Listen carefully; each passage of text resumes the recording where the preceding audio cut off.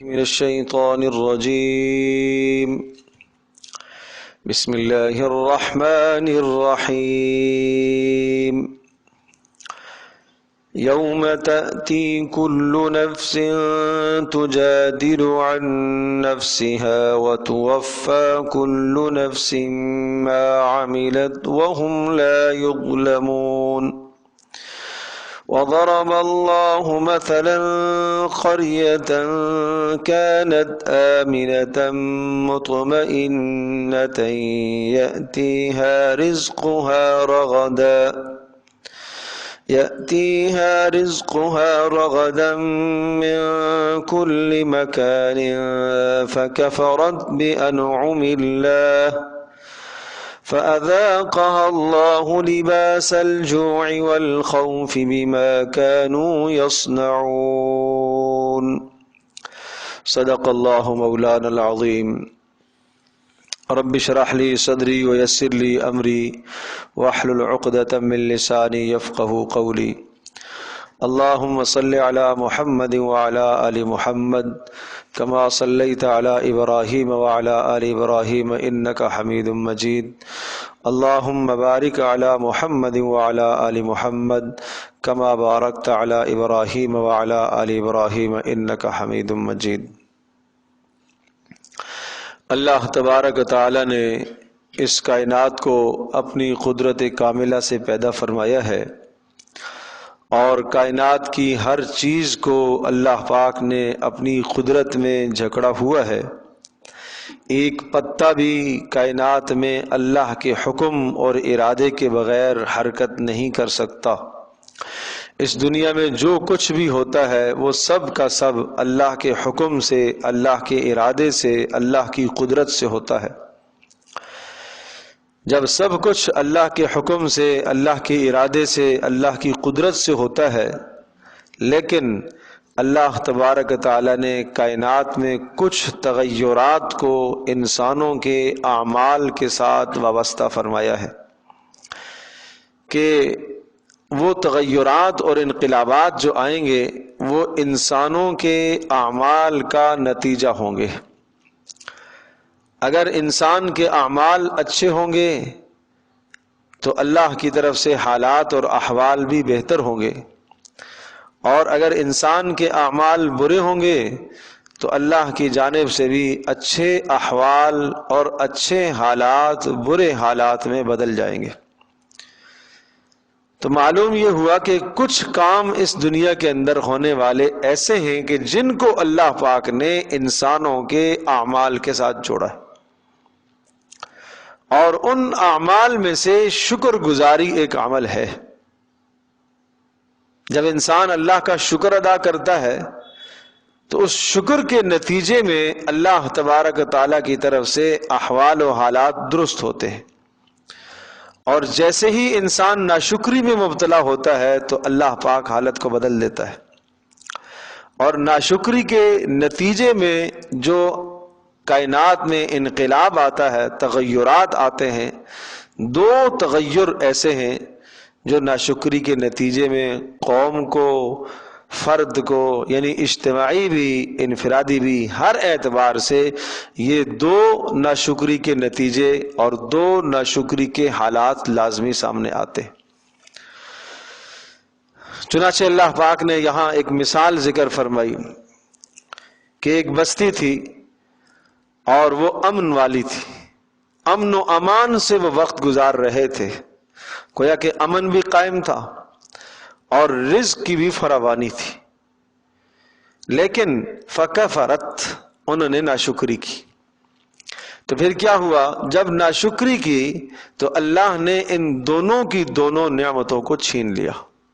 تو پتہ چلا کہ ناشکری کی وجہ سے امن خوف میں بدل جاتا ہے، اور ناشکری کی وجہ سے جو رزق کی فراوانی ہے وہ تنگی میں تبدیل ہو جاتی ہے. تو ناشکری کا لازمی نتیجہ کیا بتایا؟ ناشکری کا لازمی نتیجہ یہ ہے کہ انسان کا امن، سکون، چین چھین لیا جاتا ہے، خوف و ہراس میں مبتلا کر دیا جاتا ہے.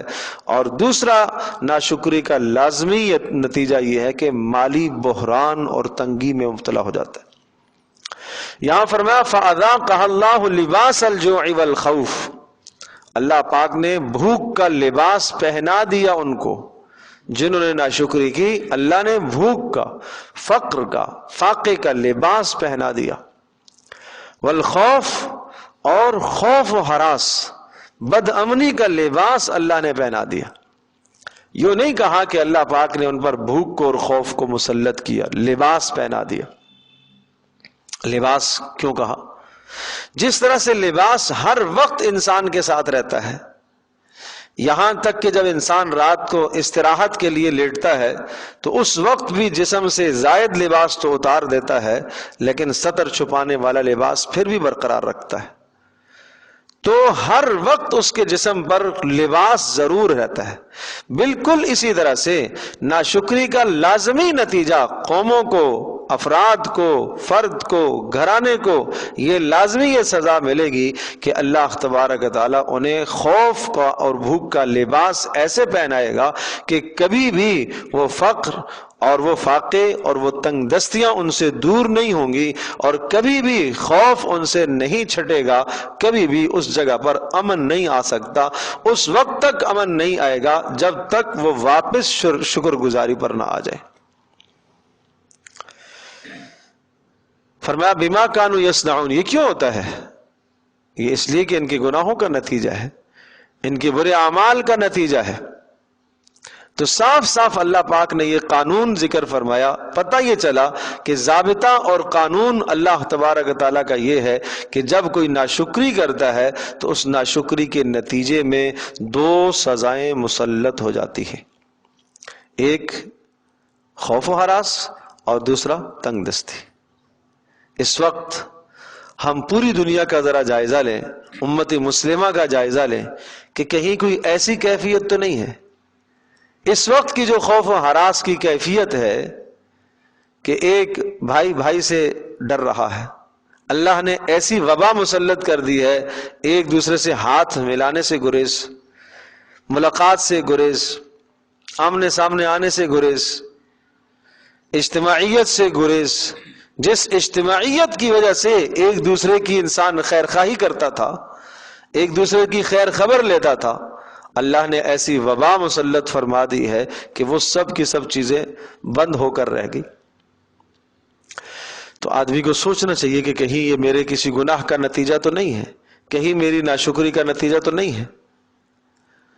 اب ناشکری کیا ہوتا ہے، ناشکری کس کو کہتے ہیں، یہ بھی سمجھنے کی بات ہے۔ جو اللہ نے نعمت دے رکھی ہے اس نعمت کو اپنی جگہ سے ہٹا کر کسی دوسری جگہ میں استعمال کرنا ناشکری، یہ ناشکری ہے۔ مال اللہ نے دیا ہے، اسراف اس کی ناشکری ہے۔ اللہ پاک نے طاقت عطا فرمائی ہے، اس طاقت کو غلط استعمال کرتا ہے، یہ ناشکری ہے۔ اللہ نے کوئی اقتدار دیا ہے اور اس اقتدار سے اللہ کی نافرمانی کرتا ہے، یہ ناشکری ہے۔ اللہ نے اولاد جیسی نعمت سے نوازا ہے اور اس نعمت کو صحیح راہ راست پر نہیں لاتا، اچھی تربیت نہیں کرتا، تو یہ ناشکری ہے۔ اور پھر ناشکروں کا یہی نتیجہ ہوا کرتا ہے۔ اور اسی طرح کا دوسرا مضمون اللہ نے سورہ سبا میں ذکر فرمایا اور قوم سبا کے حالات ذکر فرمائے۔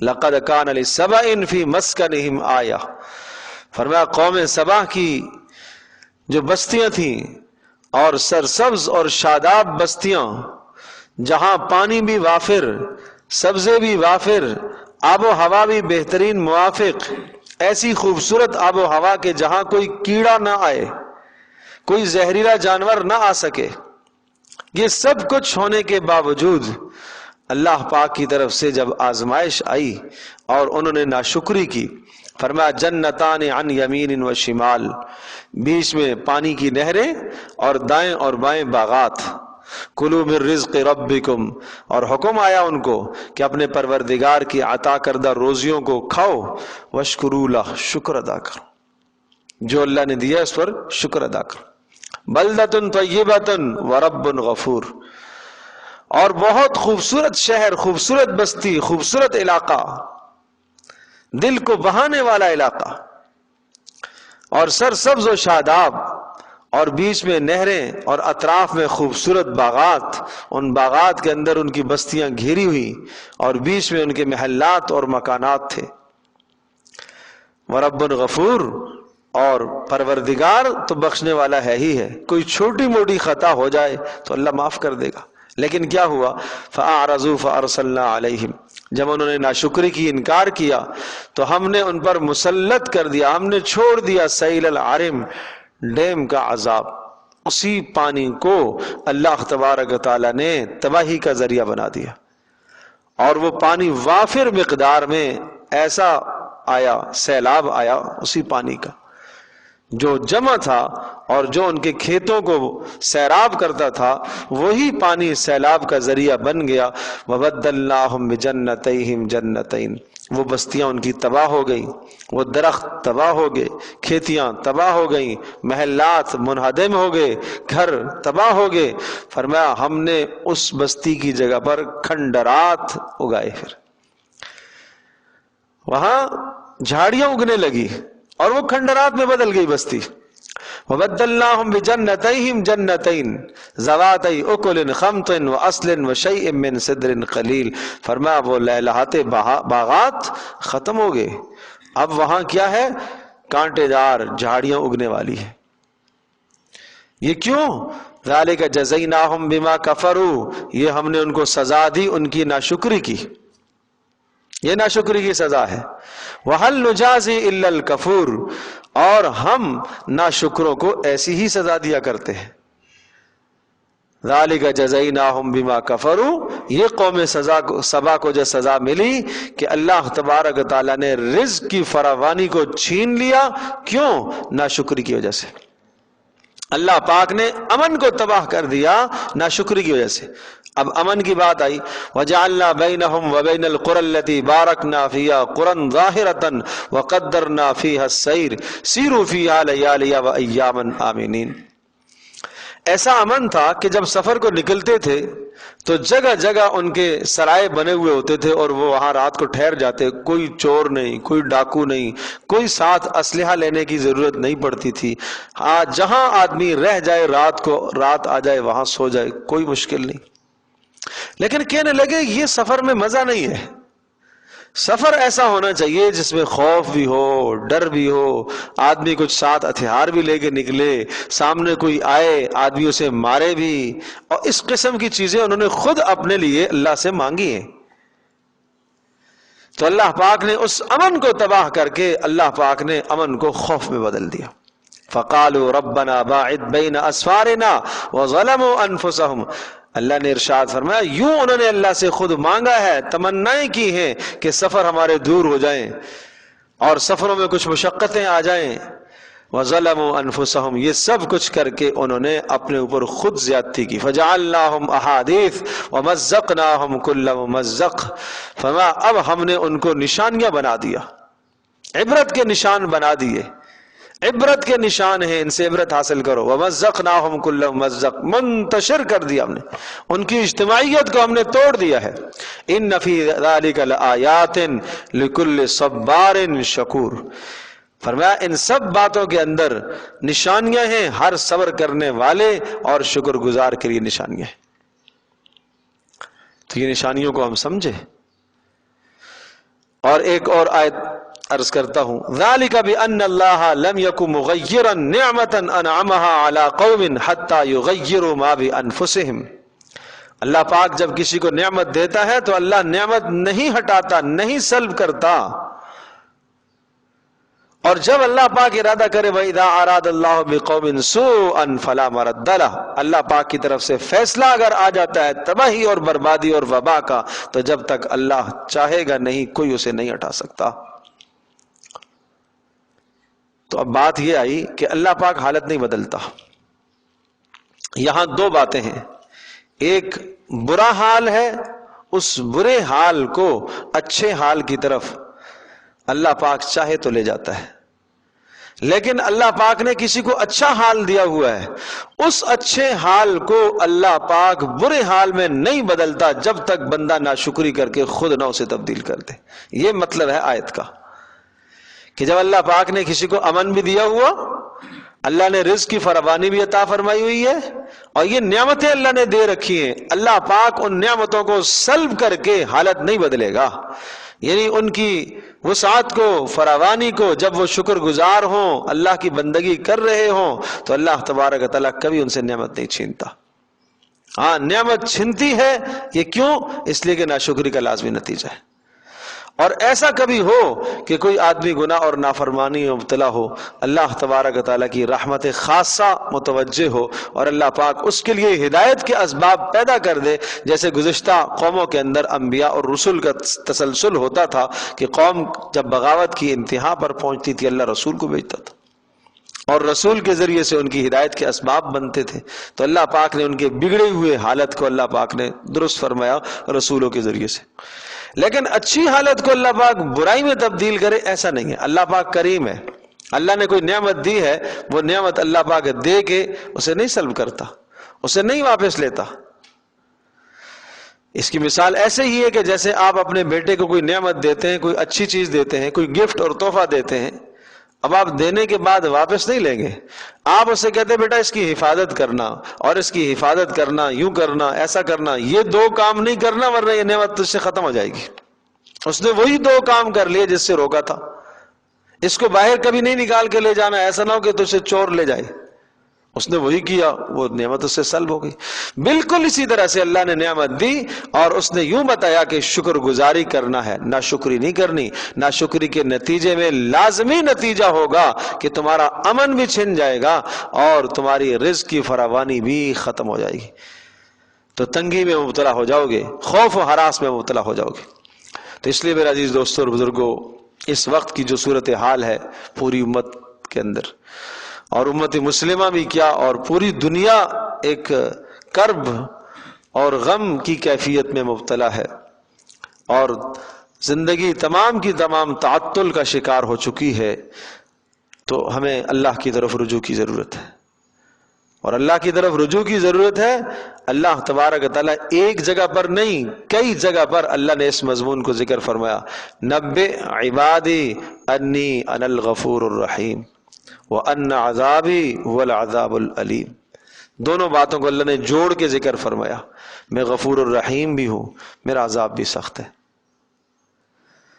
ان ربک، تیرا پروردگار، لشدید العقاب، سخت سزا دینے والا ہے. وَإِنَّهُ لَغَفُورُ الرَّحِيمُ، بخشنے والا مہربان ہے. لیکن عجیب بات، جہاں اللہ پاک نے عذاب کو ذکر فرمایا اس کے لیے ایک لفظ ہے، اور جہاں اللہ تبارک و تعالیٰ نے رحمت کو ذکر فرمایا وہاں دو صفتیں اللہ ذکر کرتا ہے، غفور، رحیم. اور جہاں عذاب، شدید العقاب، شدید العذاب. تو اس سے اشارہ ہے اللہ کی طرف کہ اللہ تبارک و تعالیٰ کی رحمت بہرحال اللہ کے غضب اور غصے پر غالب ہے. حامیم، تنزیل الکتاب من اللہ العزیز العلیم. غافر الذنب، قابل التوب، شدید العقاب، ذی الطول. چار اللہ کی صفات یہاں ذکر فرمائی. غافر الذنب، گناہوں کو معاف کرنے والا. قابل التوب، توبہ کو قبول کرنے والا. بیچ میں آیا شدید العقاب، سخت سزا دینے والا. پھر اس کے بعد آیا ذی الطول، نعمتیں عطا کرنے والا. تین الفاظ اللہ کی رحمت کو بتا رہے ہیں، ایک لفظ اللہ کے غصے کو بتا رہے ہیں. یہ وہ کلمات ہیں جو عمر بن خطاب رضی اللہ تعالی عنہ نے ایک شرابی کی طرف لکھے تھے اور اسے خط لکھا تھا. یہ آیت شروع میں لکھی تھی. اس نے خط پڑھا، اس نے کہا اس میں مجھے ڈرایا بھی گیا ہے، اس میں مجھے رحمت بھی دلائی گئی ہے، لیکن رحمت کے کلمات اس میں زیادہ ہیں. اس سے اندازہ ہے کہ میری بھی بخشش ہو سکتی ہے. اس نے فوری توبہ کر لی تھی. تو توبہ کی ضرورت ہے. اللہ پاک کی رحمت ہمیشہ اللہ کے غضب اور غصے پر غالب رہتی ہے. تو اس لیے اللہ پاک کی رحمت سے مایوس نہ ہو. یا عبادی الذین اسرفوا علی انفسہم لا تقنطوا من رحمت اللہ. اے میرے بندو جنہوں نے گناہ اور زیادتیاں کر کے اپنے اوپر ظلم کر رکھا ہے، اللہ کی رحمت سے مایوس نہ ہوا کرو. ان اللہ یغفر الذنوب جميعا، اللہ پاک تم سب کے سارے گناہوں کو معاف کر دے گا. انہ هو الغفور الرحیم، کتنی تاکیدوں کے ساتھ، بے شک وہ اللہ بخشنے والا مہربان ہے، بخشنے والا مہربان ہے۔ کب تک بخشے گا؟ عذاب کے آنے سے پہلے پہلے، موت کے آنے سے پہلے پہلے دروازے کھلے ہوئے ہیں۔ کیوں قصہ ذکر فرمایا حضرت یونس علیہ السلام کی قوم کا کہ عذاب کے آثار نمودار ہونے لگے، سب کی سب قوم سجدے میں پڑ گئی اور اللہ پاک نے ان کے گناہوں کو درگزر کر دیا، اللہ نے عذاب کو بھی ہٹا دیا، اللہ نے یونس علیہ السلام جیسا جلیل القدر پیغمبر بھی واپس عطا فرما دیا۔ سبحان اللہ۔ تو یہ اللہ پاک کی نعمتیں ہیں نا، یہ اللہ پاک جا بجا قرآن میں یہ ذکر کرتا ہے، اپنی نعمتوں کو بیان کرتا ہے، اپنی مغفرت کو بیان کرتا ہے، تو اللہ پاک کی طرف رجوع کرنا چاہیے، اللہ پاک سے معافی مانگنی چاہیے، اپنے گناہوں کی بخشش اللہ پاک سے طلب کرنی چاہیے۔ تو مایوسی کی کیفیت چھا جائے یہ سراسر کفر ہے، مایوسی کفر ہے۔ اول تو شیطان انسان سے گناہ کراتا ہے، گناہ کراتا ہے، گناہوں میں آگے لے جاتا ہے، آگے لے جاتا ہے، اور جب انسان گناہ کرتے کرتے جہنم کے کنارے پر پہنچ جاتا ہے، پھر توبہ کی بات کرتا ہے تو شیطان مایوس کر دیتا ہے کہ نہیں، اب تیری کیا توبہ قبول ہوگی، اتنے عرصے تو نے بڑے جرائم کیے، اب تیری کیا توبہ قبول ہوگی۔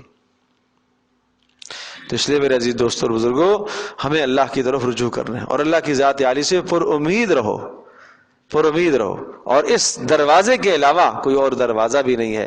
علامہ ابن قیم رحمۃ اللہ علیہ نے بڑی پیاری مثال لکھی، ارشاد فرمایا، میں نے تو رجوع اللہ ایک بچے سے سیکھا ہے۔ کیسے؟ کہنے لگے میں نے دیکھا ایک ماں نے اپنے بچے کو پیٹا، مارا، گھر سے دھکے دے کے باہر نکال دیا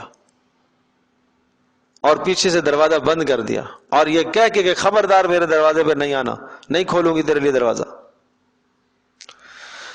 تو فرمایا بچہ باہر گھوم کے واپس آیا دروازے پر اور آ کے دستک دی، ماں نے نہیں کھولا، پھر دستک دی، نہیں کھولا، پھر دستک دی، نہیں کھولا، دستک دیتے دیتے تھک گیا، وہاں ہی دروازے پر لیٹ گیا، اور پھر ماں نے جب دروازہ کسی اپنی ضرورت سے کھولا، دیکھا تو بچہ وہیں پڑا ہوا ہے، لیٹا ہوا ہے، تو اس بچے کو اٹھایا اور اپنے سینے سے لگا لیا اور درگزر کر دی۔